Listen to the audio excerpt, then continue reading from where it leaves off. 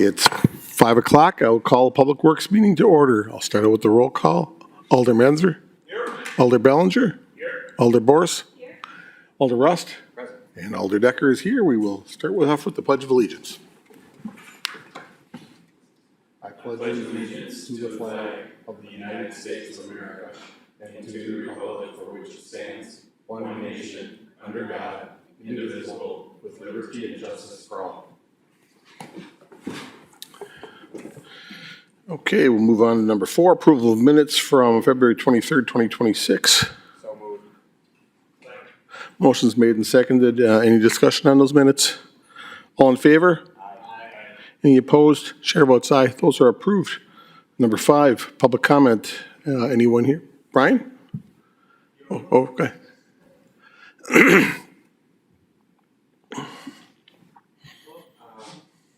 Oh, sorry. Here you go. You're good. Hi, my name is Brian Kelly. I'm here to speak on item number 7, the Erie Avenue street improvements. I've been coming to a lot of these meetings, and unfortunately, I've never seen an opportunity for the public to review the design of the street. I think that would be something that would be great and valuable going forward. Specifically, things that I think would be good to consider would be if speeding is a frequent issue in this neighborhood. I know neighbors typically go to their neighborhood association. They might complain about that.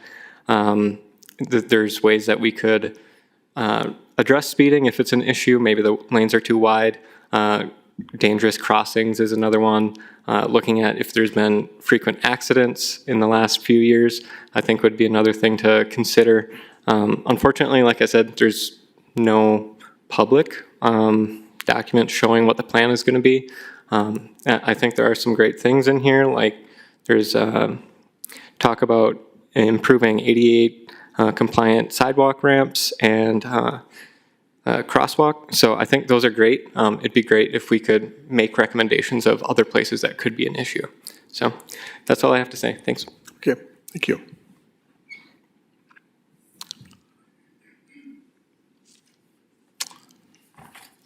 My name is Mary Kozian. I'm here to speak in favor of item number, I'm trying to think, of the number 9, of the sculpture at Peace Park. Everyone got a online information about the letter of support from Friends of Peace Park. I represent them. And there also is a letter of support from Kelly Bars, the landscape architect for the park. There were also some photographs that were renderings of what the sculpture would look like at the park, and from a couple of different views. There was some possible misinformation that the design was decided on as a 4-foot sculpture. The artist that we're working with has said a 4-foot, 5-foot, or 6-foot sculpture was possible, and we're in favor of either the 5-foot or the 6-foot simply because of the scale of the area that it's going to be going into. I was speaking with someone before, and they said, given the fact that the park, that area of the park has large established flowers and large trees, that it will not dwarf anything else that's with it. In fact, we took a mock-up that was 5 feet high, a cardboard mock-up, and it really was not dwarfed, or did not dwarf anything else. It would be really in proportion to have it either 5 or 6 feet in size. I think the birds on top of the sculpture that you have are in there are white. Those are to represent doves. The original design had some red birds that looked like jays or cardinals, and they were standing on 2 feet. The ones that are that are white are representing doves. They are sitting directly on the heart shape of the sculpture. I think those are preferable for a couple of reasons. First, that they represent doves, and secondly, that they are on the sculpture rather than perched on small wires that look like legs, making them a little bit less prone to vandalism. Also, the materials that the sculpture is made of are not rusty, that they're a type of material, a type of metal that is patentized and will not be prone to rust or deterioration.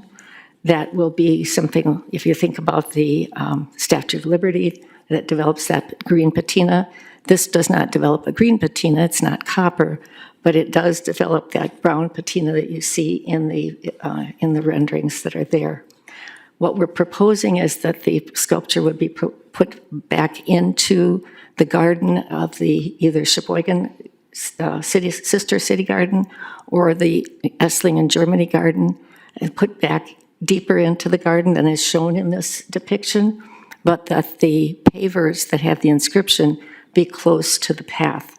Therefore, they could be easily read, but there wouldn't be that the sculpture would be farther back, so it would be closer to the taller tree and the taller flowers and bushes. Are there any questions? Not at this time. Since you're here, if you want to just sit, when we get to Sure. that point, maybe there may be questions then. But we appreciate you coming forward. Thank you. Sure, thank you. All right, anyone else for comment? Looks like we're clear. We'll go on to number 6, resolution number 185-2526 by Alderpersons Decker and Rust, authorizing the appropriate city officials to enter into a contract with Clunk Masonry LLC for the 2026 annual sidewalk program. Is this Travis? They come through. Oh, Travis. Yeah, sorry about that. City Engineer Jump is not available this evening, so he wasn't feeling well, so I'm covering for him as best I can. Yes, so Clunk Masonry came in as the low bid for this contract at a dollar amount of just shy of, basically it was $196,700. It is lower than the money that is already in the capital improvement budget. Of $290,000, so it fell right, a lot less than that. I should say. And so between awarding the contract to Clunk, we would also look at other ways to use that balance for potential other areas in the city that might need some other sidewalk work and whatnot. That's good. I'm glad to hear that we're going to maybe get a little extra out of it if we can. I know that's always been any questions from anyone else? I guess we'd be looking for a motion then. Second. Motion made by Rust, seconded by Alder Bellinger. Any other discussion? All in favor? Aye. Any opposed? Chair votes aye. That's approved. Thank you.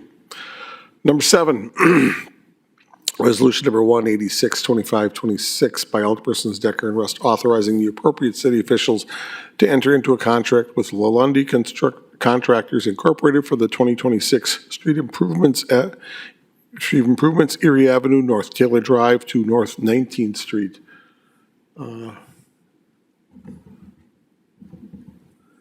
Director Peterson. Yes, so we are looking to award this contract to Lalundy Contractors. They came in at the low bid of just shy of $1,530,000. This is obviously for Erie Avenue, starting at just east of the Erie-Taylor Drive intersection, heading east to North 19th Street. The road is in areas where it's in pretty rough shape. The project itself, it does include improvements to ADA ramps, adding crosswalks, designated crosswalks for pedestrians in certain areas that have been designated where they need to. There's been some safety risk or concerns, and the project actually came in also underneath what was set aside underneath the sanitary sewer improvements program. So we feel it's a good bid, and they would work well with the project. Okay. Couple quick questions on it. Are there going to, and you may or may not be able, because Kevin probably is the engineer, probably knows more about it, but I'm wondering if there's going to be any bump outs for pedestrian walkouts, and also is anything that goofy intersection that has like the 4 different kind of going into it, is there anything going to be done with that at all? I don't believe there are any bump outs, but I will confirm that. But I don't believe there are any designated bump outs, but there would be added crosswalks Okay, to try and ease, based upon the study that when they looked at it, they thought that would be adequate. okay. Thank you. Let's see, who's first? Alder Boris. This is in my district, and I know that Director Peterson knows that it's something that I've been very eager to see come up. I had the advantage of reviewing the information with Director Peterson and Engineer Jump a few weeks ago. So excited for the improvements. I think everybody in the district will appreciate it because it's a oft-traveled road for sure.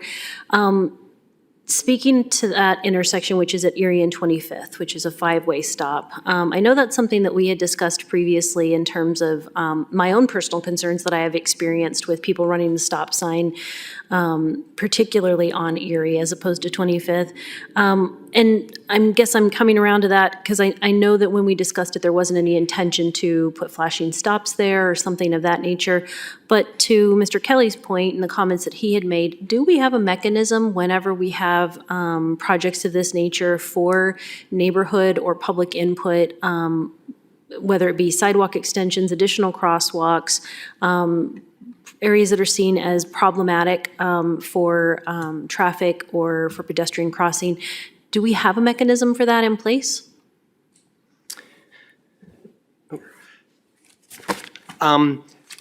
What we do when these projects come up, typically they come up by what we've identified as a need. So we will get, through the course of time, we'll get complaints or concerns from the public that are reported, and we look at those, the number of those, and then we look at the length of the that it would involve, and then if there's also concerns of accidents, near misses, so that's all taken into account, and that was the case in this one.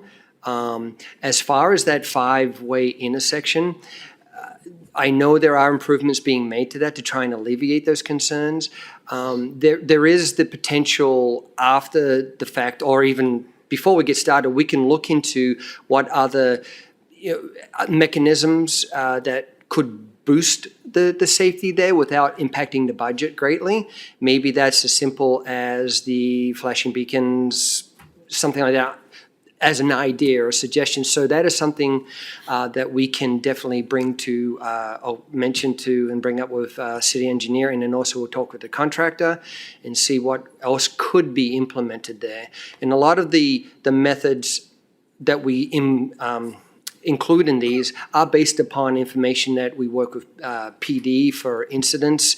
And if it's not a lot of recorded accidents or near misses, it usually doesn't bump up to that level of need.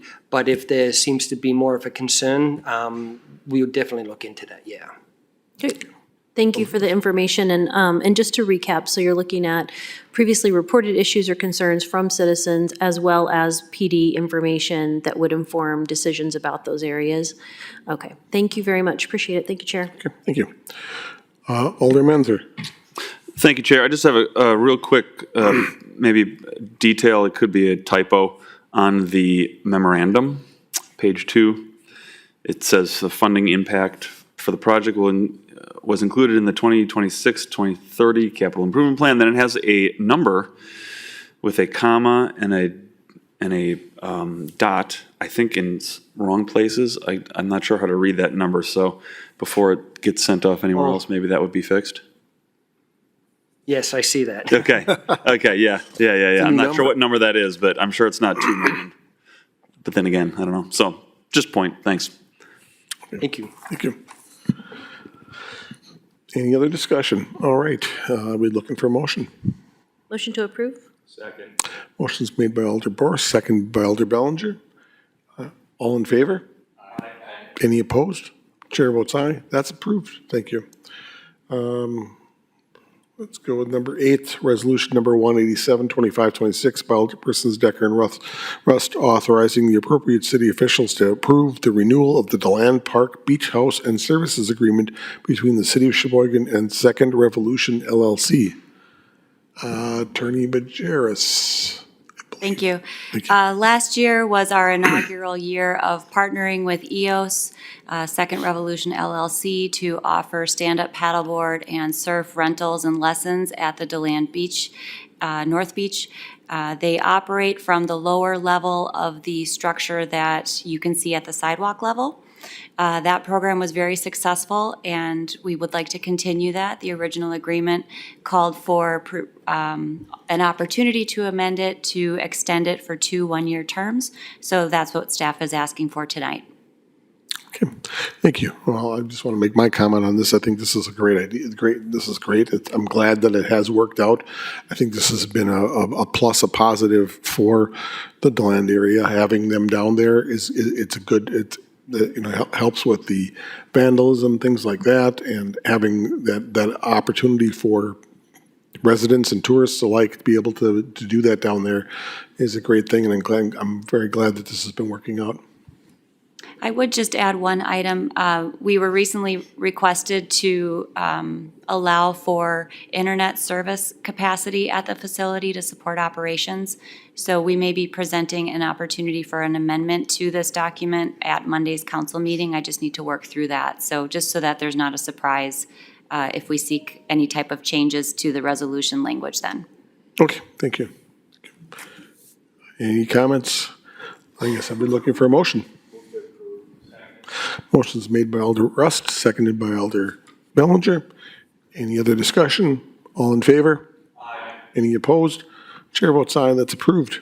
Number 9, resolution number 188, 2526, by Alderpersons Decker and Rust, authorizing the appropriate city officials to accept a sculpture donation to be placed in the Sheboygan Peace Park.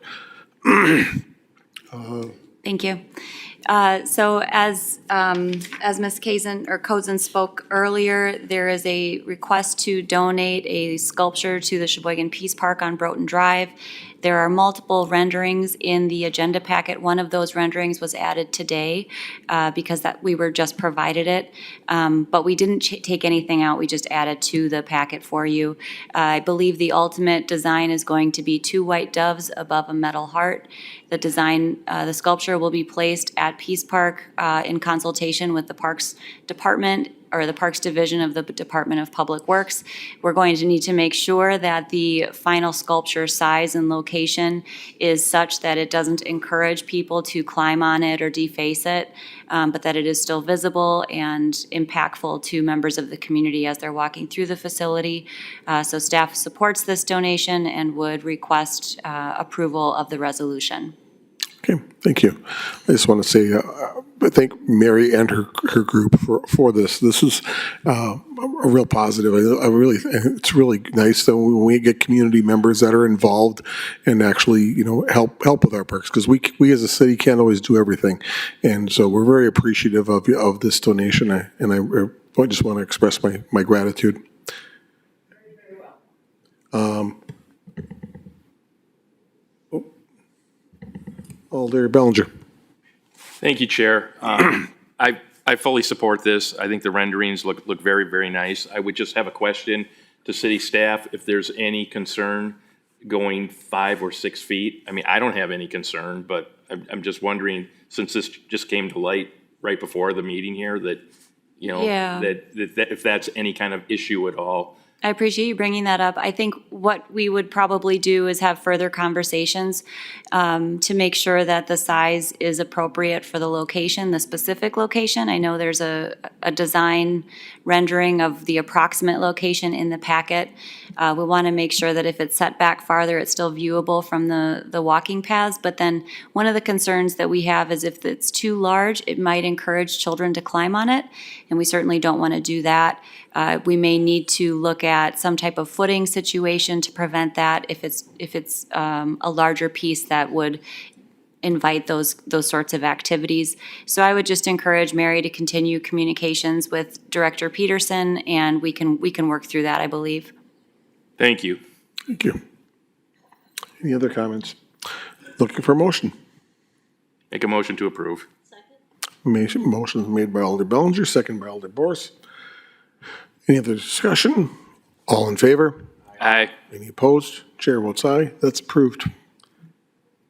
Okay, number 10, resolution number 191-2526 by Alderpersons Decker and Rust authorizing the appropriate city officials to execute the agreement between the City of Sheboygan, Lakeland University, and Kohler Credit Union regarding the 2026 Memorial Day Parade.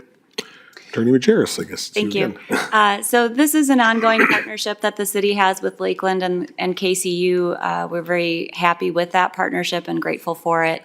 We've made some minor changes to reflect current practices this year. We will not be hanging a banner over 8th Street. Instead, we will be offering a different opportunity to advertise the parade along Kohler Memorial Drive.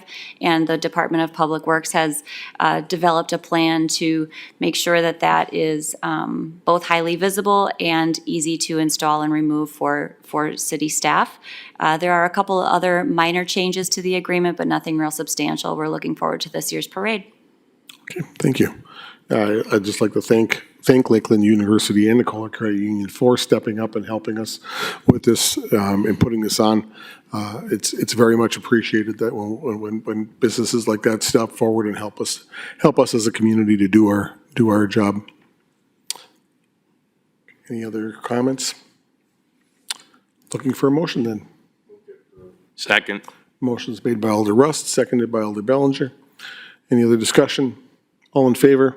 Aye. Chair votes aye. That is approved. Okay.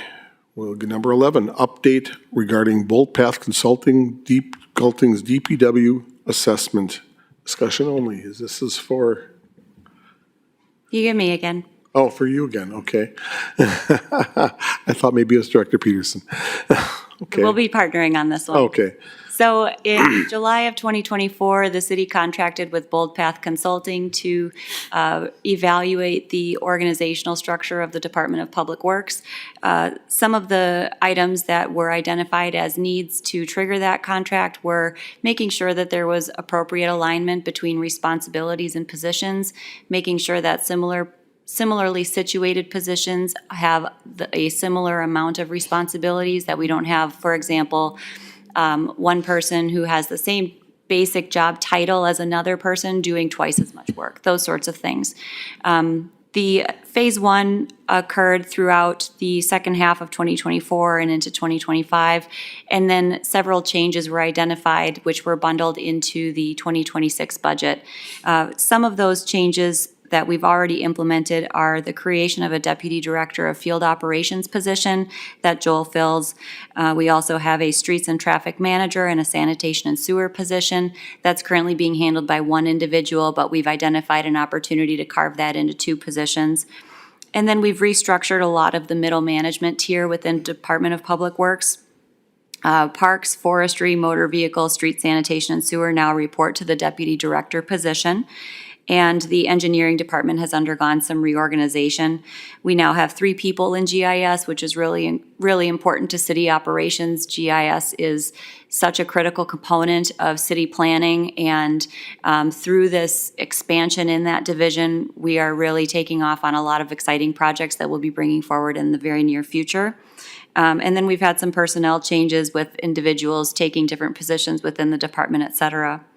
Phase 3 is anticipated to continue into 2026 and into 2027. We are looking at the administrative support staff in the front office area.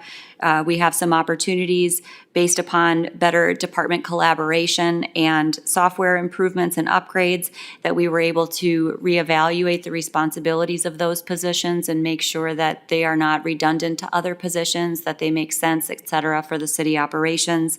And then we're also excited to be looking at a hierarchy within existing positions. So what I mean by that is, if you are hired right out of high school, what types of responsibilities will you be given? What type of compensation would be appropriate? That individual, given their lower level of experience, is not necessarily the same quality of output that we would expect of an individual with 10 years of experience, for example. So through this project, we are going to be creating a standardized metric that is objective and allows the department to, based upon skills, qualifications, education, et cetera, better align those individuals within their position and within the compensation table. So we're really excited about that. There will be some further table of organizational changes that will be, we anticipate presenting those within the 2027 budget. In the most recent or the next step that we're excited about is creating a special events coordinator position. Given the city's growth, substantial growth in their special events programming, we found that it's necessary to have an individual that's dedicated to supporting our applicants for special events, ushering them through the process, working with the department employees, working with other department employees to make sure that those events are best supported, both in planning, execution, and cleanup. So we will be bringing forward a TO change proposal, most likely in 2 cycles. But beyond that, it's been a very positive experience so far. We now are working with Bold Path Consulting to do a similar assessment of the library, which you heard about recently. So we just wanted to give you an update on how this project has been going and express our gratitude and your support. Thank you, Attorney Majerus. Any questions from the panel? Oh, Alder Bellinger. Thank you, Chair. I appreciate the update on this. I was kind of curious as to what was going on with that, and I'm kind of interested now that it's going to continue, both with DPW and the library. I would like to get a similar assessment when the timing is right for what's going on with the library, what their findings are there as well. My only comment would be, I understand your point, Attorney Majerus, for someone coming out of high school and not putting out the volume or the quality or having necessarily the skill or the knowledge of somebody who's been around for 10 years or done it somewhere else for 10 years that came in. I would just like to ensure, and I'm sure this is probably something with the new supervisor training module, that we'll be doing too, is that those people that are brought in at a relatively young age without experience are, made well aware of the career path that they could potentially have within that department, and they have access to, future training and things like that to be able to move up and to gain those skills and experience to be able to, contribute in a greater meaningful way for the department. So I'm sure that's going to take place. I think, if people have a career path and they can see what's going on and they have regular reviews with their superiors or with their management and that they see what the path is, how to get on that path, and I think that's just really important, especially for new employees. So thank you. You're exactly right, and we share that interest. By having the standardized framework, for example, we'll be able to say, all right, if you get your commercial driver's license, if you get certified as a commercial pesticide applicator, if you do these 3 things, you're going to be eligible for the next opening in this compensation grade. If you don't have those things, but you've been working for the city for a really long time, you might not be the best candidate for that opening when the time comes. So really putting that out there in a transparent way, I think, is going to serve our employees really well. It's also going to serve the organization. Thank you. Thank you.